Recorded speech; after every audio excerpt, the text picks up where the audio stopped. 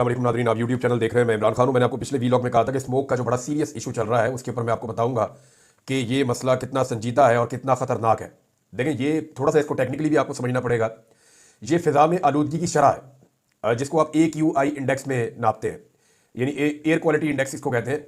हवा की जो क्वालिटी है जिसमें आप सांस लेते हैं उसमें ऑक्सीजन होनी चाहिए ना, कि उसमें ऑक्सीजन कितनी ख़राब हो चुकी है, कार्बन कितनी ज़्यादा है, हवा के अंदर जो पोल्यूशन के ज़रात हैं वो कितने ज़्यादा हैं, और उनकी वजह से इंसानों की सेहत ख़राब हो जाती है। अब इससे पहले कि मैं आपको बताऊं कि मैंने खुद क्या विटनेस किया इसमें और कौन रिस्पॉन्सिबल है इसमें और हमने कहाँ गलती की, मैं आपको थोड़ा सा इसका टेक्निकल डाटा बता देता हूं। ये जो एयर क्वालिटी इंडेक्स होती है ना, इसको नापने के लिए बाकायदा मशीन्स मौजूद हैं। उनसे पता चलता है कि जनाब इस वक्त जो फिजा में आलूदगी की शरह है वो इतनी है। यानी हमारे यहाँ पे पाकिस्तान में हम हर शहर का एयर क्वालिटी इंडेक्स चेक कर लेते हैं और इसके डिफरेंट तरीके हैं इसको चेक करने के, और ये वेरीफाइड डाटा होता है, ये पूरी दुनिया से आता है। अब अगर किसी इलाके में एयर क्वालिटी इंडेक्स ये बताता है कि फिजा के अंदर जो आलूदगी है वो 0 से लेके 50 तक है, यानी मिसाल के तौर पे 35 है, 40 है, 45 है, 50 तक है, तो उसको अच्छा करार दिया जाता है। वो ये कहा जाता है कि एक पुरफिजा मुकाम है, या इस जगह के ऊपर जो हवा की क्वालिटी है वो बहुत अच्छी है और यहाँ पे आलूदगी कम है, तो इंसानों की जान महफूज है, और ये आबो हवा इंसानों के लिए बहुत अच्छी है, जानवरों के लिए बहुत अच्छी है। तो एयर क्वालिटी इंडेक्स 50 तक जो है वो बेहतर होता है। लेकिन जब यही एयर क्वालिटी इंडेक्स 51 से 100 तक पहुंच जाए, इसके बीच में आ जाए, तो इसको मॉडरेट कहा जाता है कि ठीक है, आपको इत्मीनान होना चाहिए कि ठीक है, लेकिन इससे ज्यादा नहीं होना चाहिए, 100 से ऊपर नहीं जाना चाहिए। लेकिन अगर यही एयर क्वालिटी इंडेक्स यानी हवा में पोल्यूशन की जो ज़रात है या हवा में जो पोल्यूशन है, आलूदगी है, वो अगर 101 से 150 तक चली जाए, यहां तक चली जाए, तो फिर इसको अनहेल्दी कहा जाता है। और unhealthy for specially sensitive people, वो लोग जिनको दमे का मर्ज है, या वो बच्चे जिनको खांसी है, या ऐसे लोग जो जरा सेंसिटिव है, या वो लोग जिनकी कुव्वत मुदाफियत कम है, या वो ऑलरेडी बीमार है, या जो बुजुर्ग लोग हैं, उनके लिए बड़े सीरियस इश्यूज हो जाते हैं। जब ये 150 तक चला जाए तो उनको फिर एहतियात करनी पड़ती है। और जैसे ही ये 151 से 200 तक पहुंचे, अभी मैं 200 तक पहुंचा हूं, जब ये 151 से 200 तक पहुंचे तो इसको आप एक खतरा समझ सकते हैं, इसको अनहेल्दी कहते हैं। ये कहा जाता है कि अब सूरत हाल खराब है और खतरा शुरू हो चुका है। तो अब खतरा है, आम आदमी को भी खतरा है, जो बीमार है या सेंसिटिव है या थोड़ा सा जिसके अंदर उतनी कुव्वत मुदाफियत नहीं है, वो ज्यादा खतरे में है, जबकि सेहतमंद लोगों के भी बीमार होने का खतरा मौजूद है। अगर एयर क्वालिटी इंडेक्स 201 से 300 के बीच में आ जाए, 201 से 300 में अभी आपको बता रहा हूं, यहां तक आ जाए तो इसको वेरी अनहेल्दी कहा जाता है। यहां पे वार्निंग जारी की जाती है, इमरजेंसी सूरत हाल जो है वो नाफिज की जाती है। उस इलाके में रहने वाली जितनी भी आबादी है वो सारी मुतासिर हो जाती है और लोगों में बीमारियां फैलने के खतरात बढ़ जाते हैं, अगर ये 300 तक चला जाए। लेकिन अगर ये 300 से क्रॉस कर जाए तो फिर इसको कहा जाता है कि हेल्थ अलर्ट जारी हो चुका है, तमाम के तमाम लोग शदीद खतरे में हैं, तमाम जानदार खतरे में हैं, और जितने भी लोग हैं वो अपने घरों से बाहर ना निकले, तमाम एक्टिविटीज रोक दी जाए और लॉकडाउन कर दिया जाए। अब इसको जो है वो कहा जाता है इंतहाई खतरनाक सूरत हाल, ये 300 से ऊपर चली जाए तो। अब हमारे ये हो रहा है कि जैसे ही मौसम पाकिस्तान में बदलता है तो पंजाब के अंदर खास तौर पे ये एयर क्वालिटी इंडेक्स 400-500 पे तो नॉर्मल चला जाता है। अब मैं आपको बताने वाला हूं कि मुल्तान में और लाहौर में, इवन चकवाल के इलाके जहां पे कभी भी ये 50, 60, 70 तक नहीं जाता था, इससे ऊपर तो 100 तो क्रॉस ही नहीं करता था। तो आज जब मैंने चेक किया चकवाल का, मैंने चेक किया कलरकहार का और दीगर एरियाज का जो निस्बतन बेहतर थे सॉल्ट रेंज में, वहां पे एयर क्वालिटी इंडेक्स 250 से ज्यादा था। यानी ये इंतहाई खतरनाक सूरत हाल है। जबकि रावलपिंडी वो सैकड़ों में और ऊपर जा रहा है, लेकिन लाहौर और मुल्तान का डाटा हैरान करने वाला है। मुल्तान 1000 को छू गया, ऑलमोस्ट 1000, जबकि लाहौर का एयर क्वालिटी इंडेक्स थोड़ी देर पहले जब मैं ये वीलॉग कर रहा हूं मैंने चेक करवाया था तो 1212 था, 1212। यानी 300 से ऊपर का डाटा नहीं दिया उन्होंने कि 300 से ऊपर होता क्या है, यानी 300 से ऊपर तबाही है। तो हमको 400 पे, 500 पे, 600 पे नहीं रुके, हम पहुंच गए हैं 1212 पे। ये इंतहाई खतरनाक है और ये अब जानलेवा सूरत हाल हो चुकी है। जिन्होंने इसको ठीक कर दिया वजीर माहौलियात, वो स्विट्जरलैंड में डबल बैग्स के साथ 2 हैंड बैग उठा के, और जो वजीर आला है वो भी स्विट्जरलैंड में, जी गला खराब है। जो चीफ सेक्रेटरी है जिसने यहाँ काम करना था वो भी स्विट्जरलैंड में, जी वजीर आला मेरी उधर, मैं भी उधर जा रहा हूँ। यानी ये सारे उधर पहुंचे हुए हैं और अपनी लाइफ वहां पे इंजॉय कर रहे हैं, अच्छी आबोहवा में सांस ले रहे हैं। लेकिन जो बेचारे आम पाकिस्तानी शहरी हैं, जो बेचारे पंजाब के शहरी हैं, वो इस अफरियत से निपट रहे हैं और लगातार बीमार होकर अस्पतालों में पहुंच रहे हैं। अब मैं आपको ये बताता हूं कि ये हुआ कैसे। देखिए, 2 तरह के फैक्टर्स हैं, एक एक्सटर्नल फैक्टर्स है, एक इंटरनल है। एक्सटर्नल फैक्टर्स के ऊपर हमारा जोर अभी चलता नहीं है। इसके लिए पाकिस्तान में जो पोल्यूशन है उसके लिए खाली पाकिस्तान जिम्मेदार नहीं है, उसके लिए हमारे हमसाया ममालिक भी जिम्मेदार है। कुछ जिम्मेदारी जो है वो इंडिया पे भी आती है जब पंजाब के अंदर पोल्यूशन होती है तो, लेकिन उसकी एक बड़ी जिम्मेदारी हमारी अपनी भी है। अगर आप लाहौर के आसपास सफर करें तो आपको जगह जगह बेशुमार ईंटों के भट्टे मिलते हैं। ये ज्यादातर सियासतदानों के या उनके चेले चमाटों के हैं। और अगर आप देखें तो लाहौर की सराउंडिंग में आपको बहुत सारी ऐसी चिमनियां नजर आती हैं या ऐसी फैक्ट्रियां नजर आती हैं या छोटी छोटी स्टील मिल्स लगी हुई है जिनके अंदर से बड़ा खतरनाक धुआं सुबह सुबह बहुत बड़ी मिकदार में छोड़ा जाता है। और ये लगातार यही हो रहा है लाहौर के साथ, गुज़िश्ता कई दहाइयों से हो रहा है। तो ये बढ़ते बढ़ते काम यहां तक बढ़ गया है कि अब लाहौर रहने के काबिल नहीं रहा। मैं आपको ये बताता हूं कि जो लाहौर पहले बच जाता था वो क्यों बचता था? इसलिए कि यहां पे रावी बहता था, रावी के दोनों तरफ जंगल होता था। लाहौर शहर के बाहर तमाम तरफ जितनी भी एरियाज हैं वहां पे फसलें लगती थी, वहां पे जंगलात होते थे, वहां पे बहुत सारे पौधे होते थे। इस हरियाली की वजह से लाहौर में पोल्यूशन कंट्रोल में रहती थी। लेकिन हुआ क्या कि लाहौर में बड़ी तेजी से, मुल्तान में भी बहुत तेजी से रेजिडेंशियल सोसाइटियां बनाई गई हैं, बहुत सारी सोसाइटियां बनाई गई हैं, धड़ाधड़ बनाई गई हैं। लाहौर के अंदर भी बेशुमार इलाके खाली पड़े हैं। लेकिन जो लैंड माफिया है उन्होंने बेशुमार पैसा कमाने के लिए तरीकाकार अपनाया और अजीब तरीके से हुकूमत ने इजाजत दी। और कईयों को तो इजाजत चाहिए भी नहीं होती, कई तो बहुत ताकतवर है। यानी मैंने उस्मान बुज़दार साहब से कहा कि ये सारे जंगलात कट रहे हैं। मुल्तान में मैंने उन्हें कहा, मुल्तान में बहुत बड़े पैमाने पर जंगलात काट दिए गए थे, बागात काट दिए गए थे। और आम के वो बागात जो है वो बड़े कीमती बागात थे, बड़े कीमती जंगलात काट दिए गए थे। तो मैंने उस्मान बुज़दार साहब की हुकूमत से राब्ता किया उस वक्त। मैंने कहा जी वो बेड़ा गर्क कर दिया, पकड़ के दरख्त पे दरख्त काटते जा रहे हैं। और जो काटने वाले थे उनमें से एक बंदे ने मुझे वीडियोस भी भेजी थी उस दौर में। तो मैंने जब उनसे ये शेयर किया तो उन्होंने कहा जी देखें बात यह है कि जो प्राइवेट सोसाइटी है ना, उन पर हमारा थोड़ा बहुत जोर चलता है, उनसे हम बात कर सकते हैं। लेकिन ये डीएचए है तो यहाँ पे हमारे पर चलते हैं। उन्होंने ये कहा, मैंने उसके ऊपर प्रोग्राम कर दिया। मुझे ये लगा कि उस वक्त जनरल बाजवा इसके ऊपर एक्शन लेंगे और ये कटाई रुकवा देंगे। लेकिन हुआ ये कि बजाय इसके ऊपर एक्शन होता कि ये दरख्त क्यों कटवाए जा रहे हैं वहां पे, वो एक्शन मेरे ऊपर ही हो गया।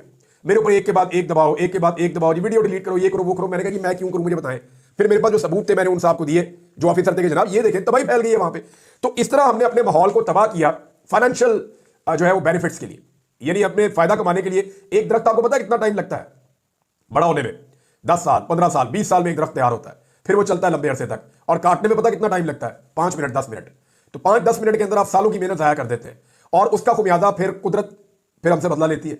उसका खुमियादा जो है वो हर जानदार चुकाता है, हर वो आदमी जिसको उसमें से हिस्सा नहीं मिलता लेकिन उसको उसका हिस्सा देना पड़ता है। वजह यह है कि ये लोग जिन्होंने इतनी बड़ी बड़ी सोसाइटीज, इतने बड़े बड़े ये प्लॉटिंग की हुई है, इतना सारा पैसा बना लिया, ये लोग तो चले जाएंगे उन मुल्कों में जहां पे AQI अच्छा है, एयर क्वालिटी इंडेक्स, जैसे मरियम नवाज चली गई है। यहां तो रह जाएगा वो गरीब बेचारा जिसकी वो मलकियत भी नहीं थी जगह, जब तक कट रहे थे वो बेचारा कुछ कह भी नहीं पा रहा था। तो मामला ये है कि इस तरह हमने ज्यादती की है, हमने जुल्म किया है। कहीं बैरिया टाउन बन गया, कहीं कोई और टाउन बन गया, कहीं ये सोसाइटी बन गई, कहीं वो सोसाइटी कट गई। तो हर तरफ जो है जंगलात की तबाही फेरी। कुछ लोगों ने अच्छा काम किया, उन्होंने कुछ पौधे वौधे लगाए भी हैं, लेकिन ज्यादातर लोगों ने तबाही फेरी है। और जिस तरीके से मशरूम ग्रोथ हुई है सोसाइटियों की, उसके बाद पाकिस्तान में अब एयर क्वालिटी इंडेक्स वहां पहुंच गया है कि ये शहर रहने के किसी तौर काबिल नहीं रहे। अब आप इससे बच कैसे सकते हैं? बड़ा लंबा एक मिशन चाहिए, कई सालों की मनसूबाबंदी चाहिए। कम से कम पाकिस्तान को 10 से 15 साल काम करना पड़ेगा वापस सही सूरत हाल में आने के लिए। इमरान खान साहब के दौर में उन पर दबाव डाला जाता था कि ये जो रावी वाला एरिया है ना, ये ग्रीन एरिया को ब्राउन एरिया डिक्लेयर कर दें, यहां बहुत सारा थीम पार्क और सोसाइटीज और ये और वो बनाने बड़े पैसे आएंगे। तो इमरान खान साहब ने कहा वो स्पेसिफिक एरिया जो है जब स्टडी करवाई तो उन्होंने बताया यहां पे नहीं कर सकते, वहां कर सकते हैं। लेकिन ये लैंड माफिया उनके भी खिलाफ हो गए। और अभी शहबाज शरीफ साहब ने अलीम खान को बहुत बड़ी जमीन की इजाजत दी है, जो इमरान खान साहब के दौर में वो NOC जारी नहीं हो रहे थे, वो नहीं मिल रही थी। बहरहाल इसके ऊपर हम दोबारा भी बात करेंगे। सूरत हाल इंतहाई तशवीशनाक है, इंतहाई खराब है। एक तस्वीर मैं आपको दिखाता हूं नाज़रीन, तस्वीर आप देखें। ये तस्वीर है जनाब हमारे प्यारे वज़ीर आज़म, इसके अंदर जरा ढूंढ के दिखाएं आप मुझे। ये देखें, वो कभी कभी आप देखते हैं ना, आपको मिल जाते हैं अखबारात के अंदर, जो बच्चों के अखबारात होते हैं, फ़र्क तलाश करें या इस तस्वीर के अंदर जो है वो एक फलां चीज़ छुपी हुई है उसको तलाश करें। तो ये तस्वीर मैं आपको दिखा रहा हूँ, ये जनाब मुसलमान हुक्मरानों की है। और इस तस्वीर के अंदर जहां मुसलमान हुक्मरान खड़े हुए हैं, इनमें एक जो है वो एटमी मुल्क का सरबराह भी है। यानी जो मुल्क एटमी ताकत है, इन तमाम मुल्कों में से सिर्फ एक मुल्क है जिसके पास एटमी कुव्वत है, या जो एटम बम चलाने की, एटम बम जिसने बनाया हुआ है उनके पास ये सलाहियत मौजूद है। अब ये जो एक अकेला मुल्क है, इसका वज़ीर आज़म तलाश करें, गौर से देखें कहां पे है। ये देखें, ये लोग फासला रख रख के खड़े हुए हैं फ्रंट लाइन के अंदर। फिर आप देखें पिछली लाइन, फिर उसके पीछे वो देखें एंड पे एक बंदा खड़ा हुआ है, छोटा सा आपको चेहरा नजर आ रहा होगा, छोटे से कद का आदमी पीछे छुपा हुआ है। तो ये जनाब हमारे मुमलिकत खुदादाद इस्लामिक रिपब्लिक ऑफ पाकिस्तान, उनके जनाब ये वज़ीर आज़म है शहबाज शरीफ साहब, एटमी कुव्वत के, और ये पीछे छुपकर खड़े हुए हैं। तो बेगर्स आर नॉट चूजर्स, यानी अगर आप फकीर हैं तो फिर आपकी कोई चॉइस नहीं होती, आपको जगह जहां दे दी जाए आप वहां खामोशी से खड़े हो जाते हैं। लेकिन इमरान खान साहब के दौर के अंदर कुछ इज्जत पाकिस्तान को मिल रही थी, लेकिन अब वो इज्जत भी उस तरह से नहीं मिल रही। बहरहाल ये हर एक इवेंट में जा क्यों रहे हैं? एक्चुअली ये करीब रहना चाहते हैं अरब हुक्मरानों के इस वक्त ज्यादा से ज्यादा, ताकि जितने पैसे ये समेट सके। और अमेरिका की नई जो एस्टेब्लिशमेंट आने वाली है, या अमेरिका की एक नई इंतजामिया आ रही है, ट्रंप इंतजामिया, उसके साथ जितनी जल्दी हो ताल्लुकात को नॉर्मलाइज करने की कोशिश करें। पाकिस्तान के रवायती मीडिया ने भी बता दिया है कि वाकई में शहबाज शरीफ की हुकूमत इस वक्त पूरा जोर लगा रही है, दिन रात कोशिश कर रही है और सर तोड़ कोशिश कर रही है कि किसी तरह डोनाल्ड ट्रंप इनकी तरफ देख ले और इनकी बात सुन ले, या इनकी टेलीफोन कॉल उठा ले। मुमकिन है कि वो उठा ले फोन, मुमकिन है कि वो इनके साथ बात कर ले, लेकिन क्या वो अपना मौकिफ बदल देगा इमरान खान के मामले पर? बड़ा सवाल ये है। और इनके पास अब कोई ऑप्शन बाकी बचा नहीं है कि किसी तरह जो अमेरिका की आने वाली क़यादत है उसको भी जो बाइडन की तरह राम कर लिया जाए, लेकिन फिलहाल तो ऐसा दिखाई नहीं दे रहा। इसमें नाज़रीन एक खबर और है। शानदाना गुलजार साहिबा ने एक दावा किया था कि एक नौजवान जिसने एहतजाज किया काजी फायद ईसा के खिलाफ, उस नौजवान के वालिद को पकड़ा गया, फिर उसको ड्रिल मशीन से उसको टॉर्चर किया गया, उसके बाद उसने जो है वो माफ़ीनामा लिखा और माफ़ी मांगी। लेकिन अभी एक नौजवान है, उनका स्टेटमेंट सामने आया, मैं आपको पढ़ के सुना देता हूँ। और ये जो स्टेटमेंट आया है इसको पढ़ने के बाद तो बहुत तकलीफ हो रही है कि क्या ये निज़ाम इस हद तक भी जा सकता है काजी फायद ईसा के लिए। काजी फायद ईसा जिनके लिए आइन में तरमीम करने की बहुत कोशिश की गई, काजी फायद ईसा जिनके लिए हर रास्ता खोला गया, काजी फायद ईसा जिनको इस निज़ाम ने इतनी सहूलत दी कि उसकी माजी में कोई मिसाल नहीं मिलती, और वही काजी फायद ईसा जिन्होंने इस पूरे निज़ाम को यानी यरगमाल बनाया, और वही काजी फायद ईसा जिनकी वजह से जुल्म और फस्तायत का बाजार पाकिस्तान में गर्म हुआ और उन्होंने इंसानी हकूक़ की खिलाफ वर्जियों पर कोई नोटिस नहीं लिया। आज एक तो जब वो चीफ जस्टिस थे तब इंसानी हकूक़ की खिलाफ वर्जियां हो रही थी, उन्होंने कभी नोटिस नहीं लिया, लेकिन आज वो चीफ जस्टिस नहीं है तो भी उसकी वजह से इंसानी हकूक़ की खिलाफ वर्जियां हो रही हैं। मिसाल के तौर पर नुमान इकबाल ये बताते हैं कि मेरे खिलाफ फाइल पर साइन करने का कहा गया, मेरे वालिद ने इनकार किया, तो मेरे छोटे भाई की टी शर्ट उतार कर वालिद को कहा साइन करते हो या फिर इसकी पेंट भी उतारें। बहनोई और कजन पर भी टॉर्चर किया गया। काजी फायद ईसा के खिलाफ एहतजाज करने वाले नुमान इकबाल का इंकशाफ। अब आप अंदाजा करें कि क्या रियासत इस किस्म के हथकंडे अपनाएगी। जिन लोगों ने जिस मुल्क में एहतजाज किया वहां तो FIR भी नहीं हुई, वहां पे तो कोई जुर्म है ही नहीं।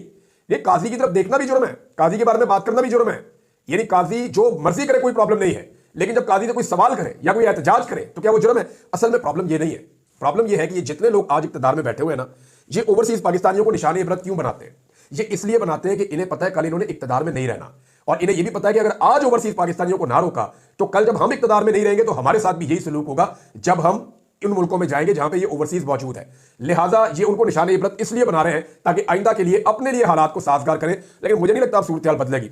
शेर अफजल मरवत ने एक स्टेटमेंट दिया नाज़रीन, उस स्टेटमेंट में आपको जरूर पढ़ के सुनाना चाहूंगा। पहले आप वो स्टेटमेंट सुन लीजिए, फिर उसके ऊपर मेरी एक छोटी सी ओपिनियन है, वो मैं आपके सामने रख देता हूं। शेर अफजल मरवत का कहना है कि हमें जो सजा मिली है डिजिटल मीडिया पर बैठे हुए लोगों की ज्यादतियों की वजह से मिली है।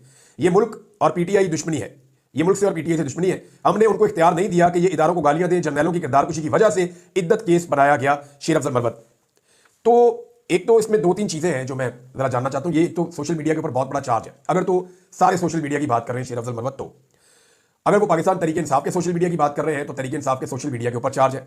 लेकिन अगर वो चंद लोगों की निशानदेही कर रहे हैं तो उन लोगों का नाम लेकर पाकिस्तान तहरीक इंसाफ को निशानदेही करनी चाहिए और बताना चाहिए उन्होंने कहां कहां पे गालियां दी है। देखिए, मैंने तो कोई गाली नहीं दी किसी को, आज तक नहीं दी, बदतरीन मुखालिफ को भी गाली नहीं दी, लेकिन मुझे उठाकर गायब कर दिया गया। 5 महीने मेरे से मुतालबा था कि नवाज शरीफ को सपोर्ट करो, मैंने कौन सी गाली दी थी? उस्मान डार ने कौन सी गाली दी थी? सदाकत अब्बासी ने कौन सी गाली दी थी? अली मोहम्मद खान तो गाली देता ही नहीं है, वो क्यों जेल में गया था? उसको क्यों सजा दी गई थी? बेशुमार और लोग हैं। अली अमीन गंडापुर को क्यों पकड़ा गया था? अली अमीन गंडापुर ने तो अपने मुंह से कहा कि मुझे तो 9 मई से पहले पकड़ दिया था, तब तो कोई लड़ाई भी नहीं थी, तब तो कोई सूरत भी नहीं थी।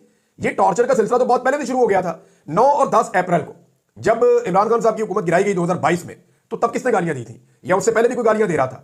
उसके बाद 25 मई को जिस लेवल का टॉर्चर हुआ पाकिस्तान तहरीक इंसाफ के ऊपर, उस वक्त तो कोई गाली नहीं दे रहा था, कोई ऐसी बात नहीं हुई थी। हाँ, मैं आज भी कहता हूं कि जो लोग गाली दे, बदजुबानी करे, इखलाक से गिरी हुई बात करे, वो नामुनासिब है, वो नहीं होनी चाहिए। वो इखलाकियात का दायरा दामन नहीं छोड़ना चाहिए, उसके दायरे के अंदर रहने की कोशिश करनी चाहिए। मैं इस बात का मैं इसको मानने वाला हूं, लेकिन ये कहना कि इद्दत के केस का जवाब बनता है इसलिए इमरान खान के ऊपर और उसकी बीवी के ऊपर इद्दत का केस इसलिए बना दो कि बाहर बैठे हुए कुछ लोग जो हैं वो गाली दे रहे हैं। भाई, वो जो लोग गाली दे रहे हैं उनके खिलाफ कार्रवाई करें ना। इमरान खान तो साबिक वज़ीर आज़म है, उसके ऊपर भोंडा इद्दत का मुकदमा बना के पूरी दुनिया के अंदर पाकिस्तान की रुसवाई की गई है, और तो कुछ नहीं है। तो सादा बात यह है कि पाकिस्तान तहरीक इंसाफ अगर कुछ लोगों को डिसोन करना चाहती है, वो ये कहना चाहती है कि ये लोग गालियां दे रहे हैं, तो सबूतों के साथ चीजें सामने रख के उनके खिलाफ एक अपना केस बनाए कि जनाब ये चीज ये लोग गलत कर रहे हैं। लेकिन जो लोग सिस्टम पे तनकीद करते हैं, या जो लोग ये कहते हैं कि सिस्टम ने इमरान खान के साथ ज्यादती की है, जुल्म किया है, जबर किया है, जो लोग ये कहते हैं कि सिस्टम बार बार सियासतदानों को हटाता है, या बंद कमरों के अंदर जो फैसले होते हैं वो गलत होते हैं, या जो लोग एस्टैब्लिशमेंट में सियासत का किरदार नहीं चाहते और वो तनकीद करते हैं, उनको आप ऐसा नहीं कह सकते। वो अपना आईनी और कानूनी हक इस्तेमाल कर रहे हैं, और ये उनका जमहूरी हक है कि वो अपनी ओपिनियन दे सके। आजादी इजहार राय उनको होनी चाहिए। हाँ, जो लोग बदजुबान है उनके लिए एक मौक़िफ़ पाकिस्तान तहरीक इंसाफ रख सकती है। नाज़रीन, बाकी चीजें बाद में, अब तक इतने, अपना ख्याल रखिएगा, अपने चैनल का भी। अल्लाह हाफ़िज़।